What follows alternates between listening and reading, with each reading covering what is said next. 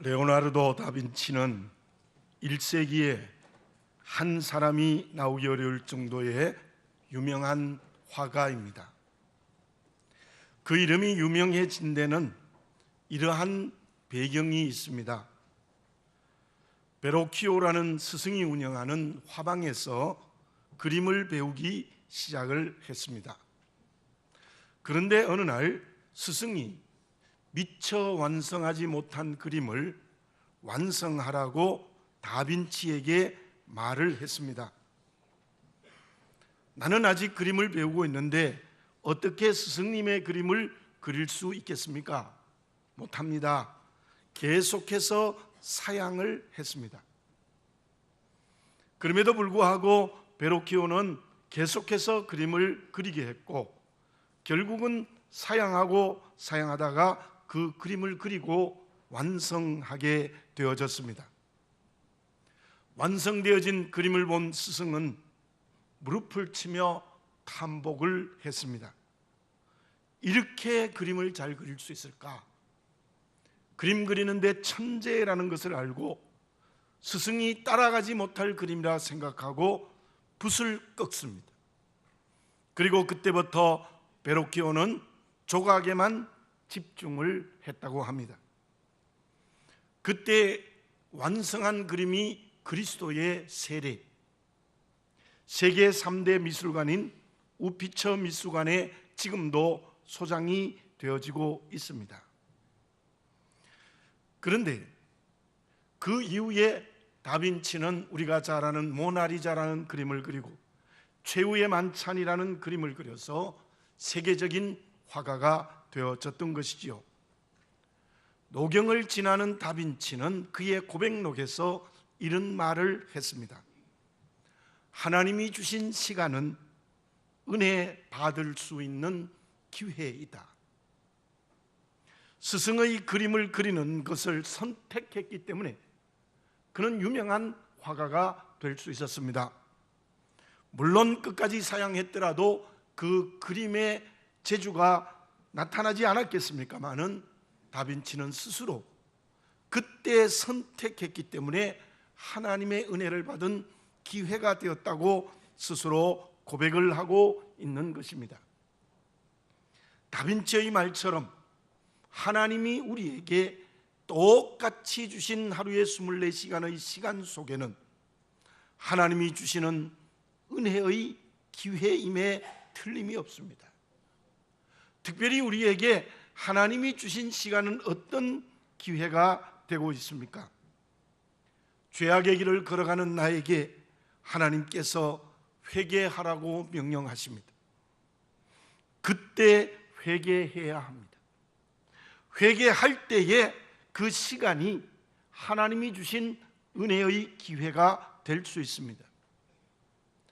베드로는 법정 앞에서 예수님을 3번이나 모른다고 부인을 했습니다. 그것도 3번째는 예수님의 이름을 저주하며 맹세하며 모른다고 그것도 조그마한 비자 앞에서 부정을 했을 때 닭이 울었습니다. 닭 울기 전에 3번 나를 부인하리라 하신 주님의 말씀이 생각나서 밖에 나가서 심하게 통곡을 하고 회개했습니다. 베드로가 사도가 될 수 있었던 것, 베드로가 주님의 제자가 되어 저 로마에까지 복음을 증거할 수 있었던 결정적인 시간이 그때 회개의 시간입니다. 그때 회개했기 때문에 베드로는 하나님의 은혜의 일꾼이 될 수 있었던 것입니다. 그러나 회개의 기회를 주었지만 회개하지 않았던 아갈이나 가룟 유다와 같은 사람은 그 주신 시간을 은혜의 기회로 삼아 회개하지 못했기 때문에 그들은 모두가 다 영원한 멸망의 길에 떨어질 수밖에 없었습니다. 그런데 또 다른 은혜의 기회를 주시는 시간이 있습니다. 다시 한번 엘리야를 묵상해 봅시다. 이세벨의 칼날이 두려워서 로뎀나무 아래로 가서 죽기를 원했을 때 하나님은 그 시간에 어떻게 하셨습니까? 야단치셨습니까? 책망했습니까? 너는 저 갈멜산 전투의 승리를 잊어버렸느냐고 강하게 책망했습니까? 아닙니다. 하나님은 그때 엘리야의 전 인격을 어루만지셨습니다. 위로하셨습니다. 보리떡과 물을 주시면서 여러 번 계속해서 그를 위로했습니다. 그리고 이렇게 말씀하셨습니다. 일어나라, 내가 내 길을 이기지 못할까 함이라. 엘리야는 그때 그 위로의 음성을 듣고 다시 교만하여 잘난 척했지만 그러나 결국 그 위로의 음성으로 철저하게 회개하고 새로워져서 끝까지 주님이 주신 사명을 감당했다는 것입니다. 사랑하는 교우 여러분들, 저를 포함해서 하나님이 우리에게 회개하라는 시간에도 회개하는 것이 은혜의 시간의 기회를 놓치지 않는 겁니다. 뿐만 아니라 하나님이 나를 어루만지면서 위로하실 때가 있습니다. 그럼에도 불구하고 하나님, 나 돼 보십시오, 내가 그렇게 살 수 있을 것 같습니까? 라고 반항하면 은혜의 기회를 놓치고 맙니다. 하나님이 위로하실 때 아버지로서 어머니와 같은 손길로 우리를 위로하실 때 자녀된 우리들이 그 위로를 받을 수 있는 순종의 그릇이 될 때에 우리는 하나님의 은혜를 받을 수 있는 기회가 된다는 것을 잊지 말아야 될 것입니다. 하나님은 오늘도 아버지로서 나를 위로하고 계십니다. 하나님은 아버지로서 오늘도 성암교회를 위로하고 계십니다. 어떤 환경과 관계에 있든지 그 위로의 음성을 순종하는 그릇이 되시기를 바라겠습니다. 그때 우리는 아버지의 자녀로서 은혜 받는 그릇이 될 수 있습니다. 그러면 하나님 아버지께서 자녀된 우리를 위로하시는 이유는 무엇입니까? 왜 위로의 말씀을 우리에게 주시고 그리고 위로받으면 은혜의 기회를 허락해 주시는 것입니까? 오늘 읽은 본문의 말씀 속에 위로라는 말이 여러 번 겹쳐 나옵니다. 고린도 후서가 시작되어지면서 위로라는 말을 세어보니까 10번이나 몇 절 속에 반복해서 나타나고 있습니다. 왜 바울이 고린도 후서를 쓰면서 이렇게 하나님의 위로라는 말씀으로 시작하고 있습니까? 고린도 교회는 바울이 개척한 교회 중에서 어쩌면 가장 성공한 교회입니다. 브리스길라와 아굴라와 함께 장막을 지으면서 고린도 교회를 개척했는데 대성공을 이루었습니다. 바울이 개척한 교회 중에 에베소 교회와 함께 대형 교회, 큰 교회가 되어졌습니다. 그런데 그 고린도 교회가 많은 문제를 안고 있었습니다. 4개의 파벌이 생겨서 바울파, 게바파, 아볼로파, 그리스도파라고 피투성이가 되어서 교회 안에 싸우고 있었고, 그리고 은사 문제로 서로 다투어서 방언이 최고네, 예언이 최고네, 그리고 병 고치는 은사가 최고로 저마다 은사를 자랑하는 문제를 안고 있었습니다. 뿐만이 아니라 우상의 제물을 먹느냐 안 먹느냐, 머리에 수건을 쓰느냐 안 쓰느냐의 문제를 가지고 계속해서 다투었습니다. 그리고 또 하나 결정적인 문제는 고린도 교회 안에 있는 유대 그리스도인 아마 게바파였을 것입니다. 그들은 바울을 죽이겠다고 암살할 계획을 세웠습니다. 그 이유는 아마 할례로 구원이 없다는 것을 바울이 강력하게 주장했기 때문일 것입니다. 그 모든 상황을 알고 바울은 고린도 교인들에게 회개케 하기 위하여 고린도 전서를 썼습니다. 그런데 고린도 전서를 받은 고린도 교회가 미동도 하지 않습니다. 전혀 회개하지 않아요. 그때 그 소식을 들은 바울이 비장한 마음으로 또 하나의 편지를 쓰는데 그 편지가 눈물의 편지입니다. 한 장을 넘겨서 2장 4절을 제가 봉독해 드리겠습니다. 내가 마음에 큰 눌림과 걱정이 있어 많은 눈물로 너희에게 썼노니 이는 너희로 근심하게 하려는 것이 아니요 오직 내가 너희를 향하여 넘치는 사랑이 있음을 너희로 알게 하려 함이라. 이 고린도전서와 고린도후서 사이에 눈물로 쓴 편지가 있습니다. 말은 눈물로 썼지만은 강한 채찍을 든 책망의 편지였습니다. 그 편지를 받고 고린도 교인들이 회개했습니다. 변화되어졌습니다. 진심으로 회개했습니다. 그 회개했다는 상황의 보고를 받고 바울이 쓴 편지가 고린도 후서입니다. 고린도 전서와는 사뭇 분위기가 다릅니다. 눈물의 편지는 지금 없어져 버렸지만 그 책망과는 전혀 다르게 고린도 후서를 쓰면서는 위로라는 말씀으로 시작하고 있는 장면을 볼 수 있습니다. 그런데 왜 바울이 고린도 후서를 쓰면서 위로라는 말로 시작을 했겠습니까? 물론 고린도전서 눈물의 편지를 쓴 다음이었기 때문이기도 하지만 실제로 고린도 교회 교인들은 예수님의 이름 때문에, 믿음 때문에 그 세상에서 큰 고난을 당하고 있었습니다. 고린도는 항구 도시로서 물질이 풍요한 도시입니다.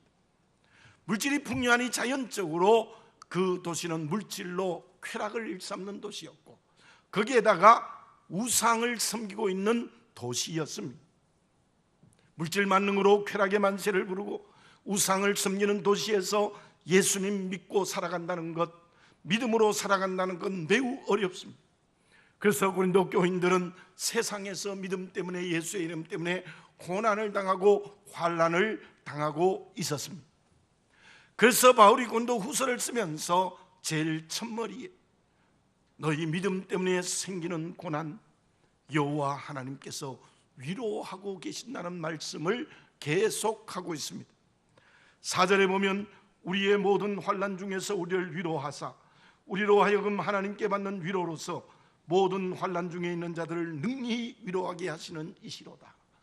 주님의 이름 때문에 환난 당하는 너희를 하나님이 능히 위로하고 계신다.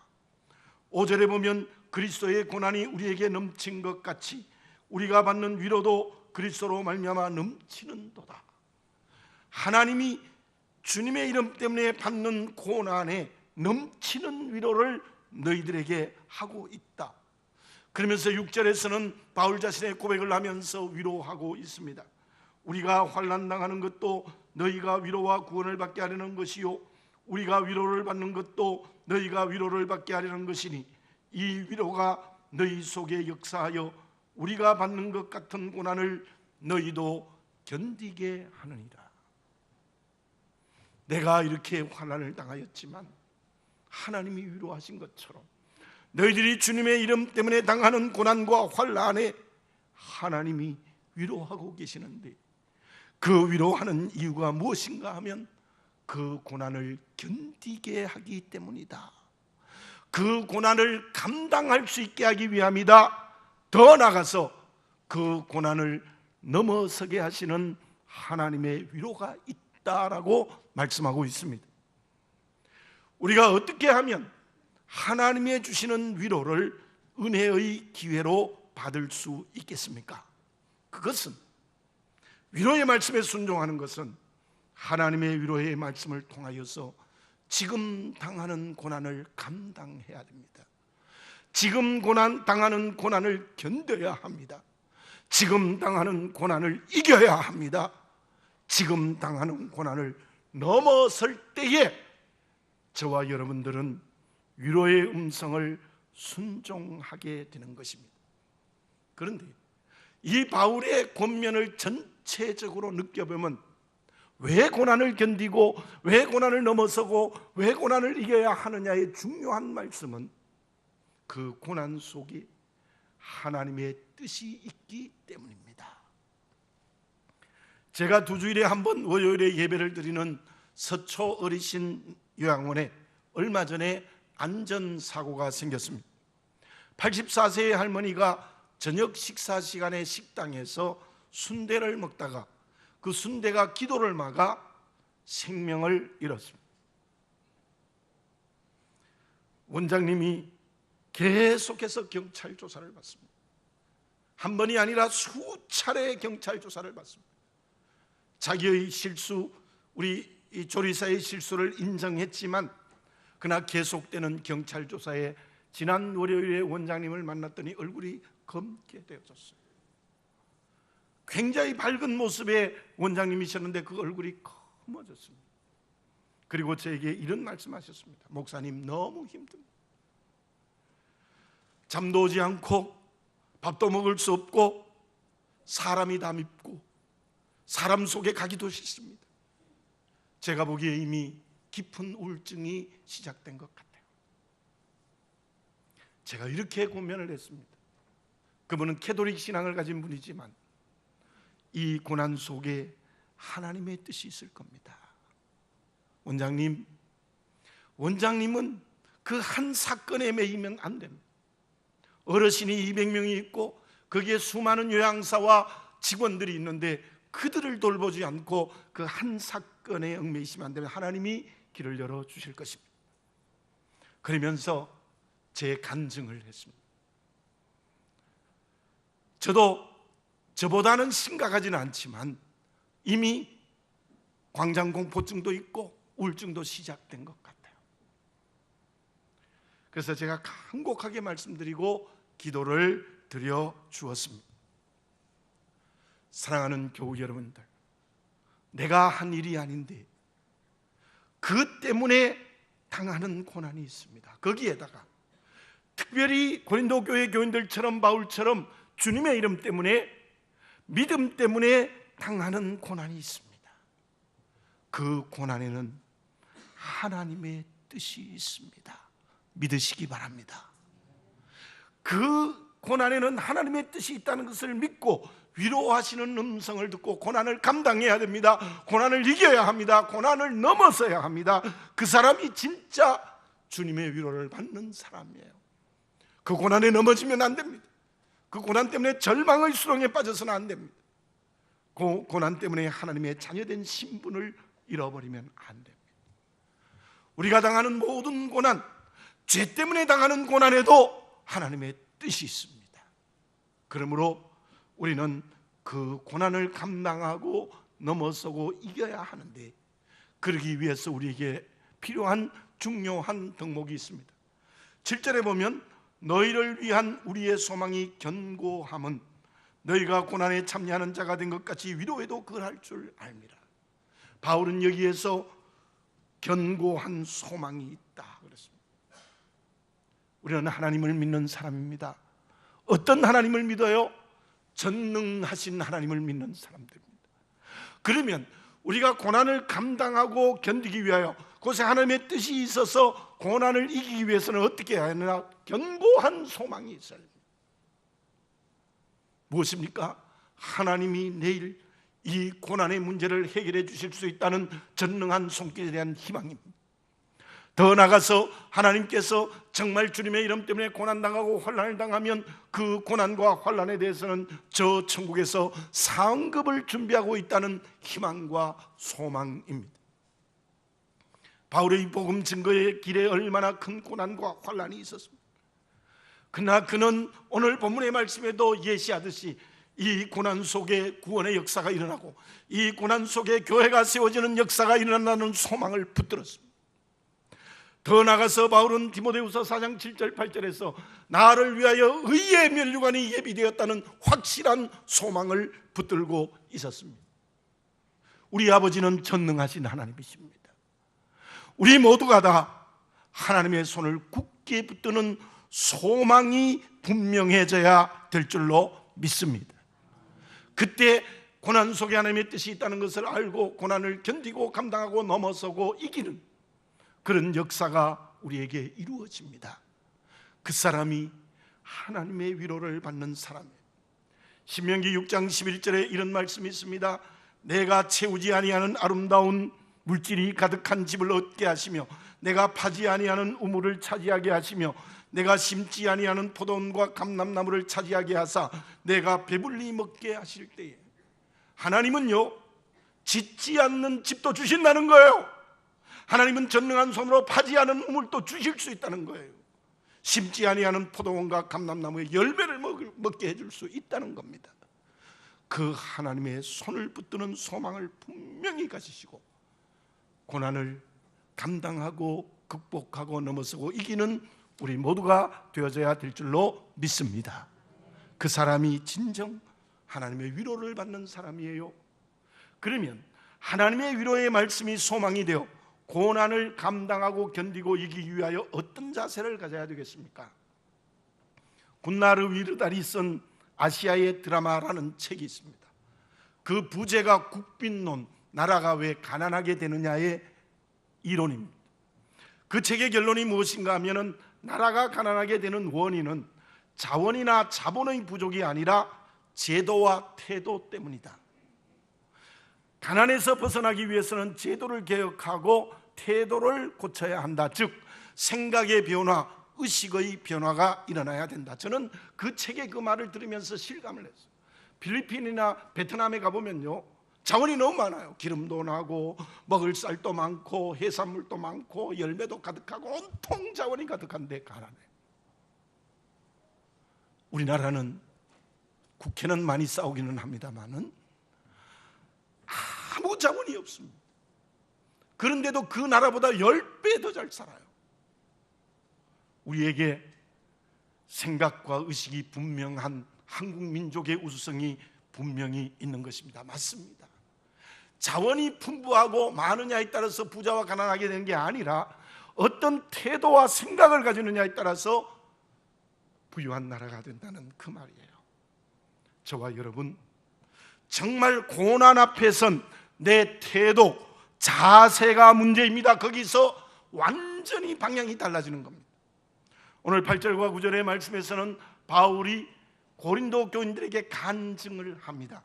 제가 읽어보겠습니다. 형제들아, 우리가 아시아에서 당한 환난을 너희가 모르기를 원하지 아니하노니 힘에 겹도록 심한 고난을 당하여 살 소망까지 끊어지고 우리는 우리 자신이 사형 선고를 받은 줄 알았으니 이는 우리로 자기를 의지하지 말고 오직 죽은 자를 다시 살리시는 하나님만 의지하게 하심이라. 이게 에베소의 사건이라는 학자들도 있지만 대부분의 학자들은 루스드라와 이고니온에서 복음 증거하다가 바울이 돌에 맞아 죽었어요. 죽었다고 그 시체를 성박 시체 버리는 곳에 버렸는데 거기서 다시 깨어났어.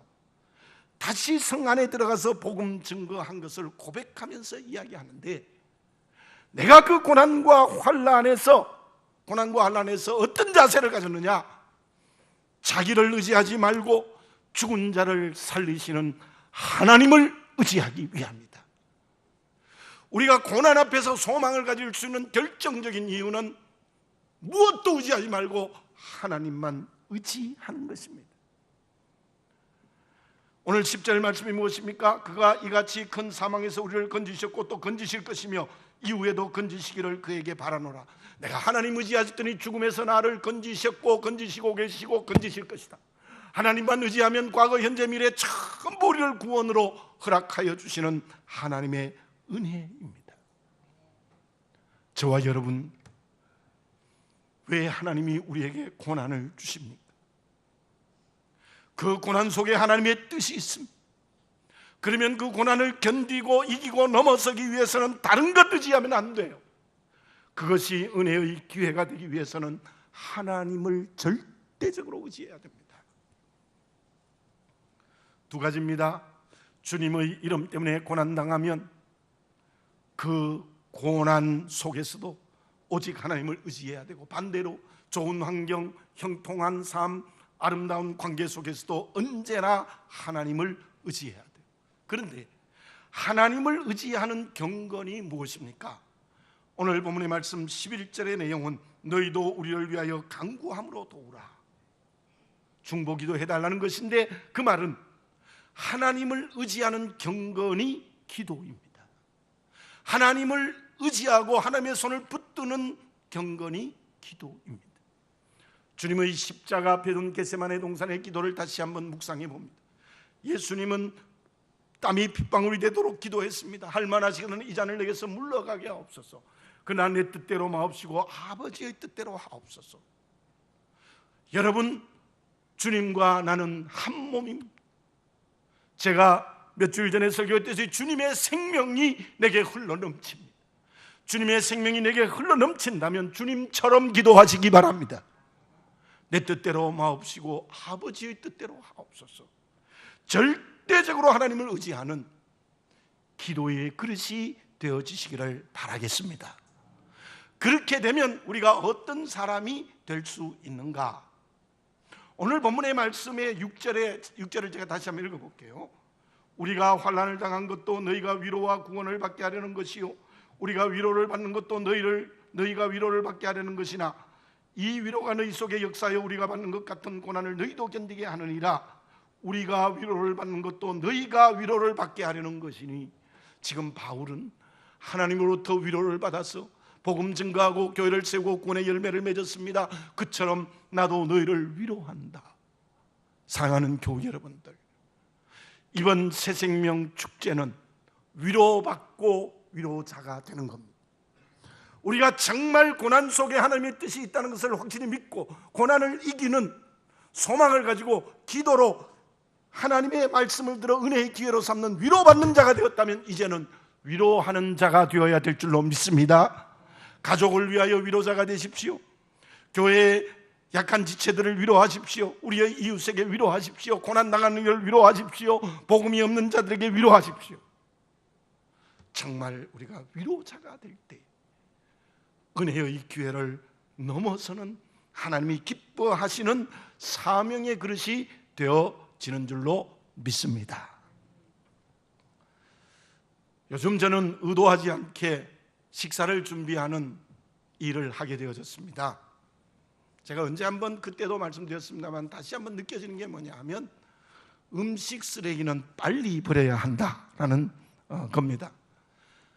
제가 많은 음식 쓰레기가 나오지 않는데 하루만 넘어서면 아무리 이렇게 막아놓고 위에 큰 그릇으로 눌러놔도 냄새가 솔솔솔솔 나요. 이틀 지나니까 아마 썩는 냄새가. 음식 쓰레기는 빨리 버려야 돼요. 그런데 필요한 것, 싱싱한 음식 재료는 어떻게 해야 돼요? 있어야 돼요. 그 없으면 우리가 밥을 해 먹을 수 없어요. 여러분, 위로받으시는 하나님의 은혜가 되기 위해서 소망, 기도, 그리고 하나님의 뜻이 있다는 것, 그래서 고난을 이기는 것은 든든히 가지시는 이 시간이 되시기를 바라겠습니다. 그러나 절망과 안 된다, 끝났다, 고난에 넘어지고 절망하는 그 모든 것은 빨리 버리시기를 바라겠습니다. 그 버리지 않으면 점점 더 나를 갉아먹어요. 점점 더 나를 강하게 붙드는 것입니다. 사랑하는 교회 여러분들, 우리 모두가 다 이번 새생명 축제에 하나님으로부터 위로를 받아서 고난을 이기고 더 나아가서 모든 우리의 이웃들에게 위로자가 되는 사명의 길을 걸어가는 우리 모두가 되어져야 될 줄로 믿습니다. 기도드리겠습니다. 사랑하는 아버지 하나님, 감사합니다. 연휴가 이어지는 이 주일, 저희들 이곳에 나오게 하시고 하나님의 음성을 들었습니다. 하나님의 은혜의 기회로 주시는 위로의 시간에 위로받는 그릇이 되게 해 주시옵소서. 고난을 이기게 하여 주시옵소서. 그 능력으로 이제는 위로자가 되어 사람을 위로하고 사람을 생명으로 이끌고 더 나아가서 사람을 전도하여 구원하는 역사가 일어나게 하여 주시옵소서. 말씀 앞에 위로받고 말씀으로 위로하는 저희들이 되게 해 주시옵소서. 예수님의 이름으로 기도드립니다. 아멘.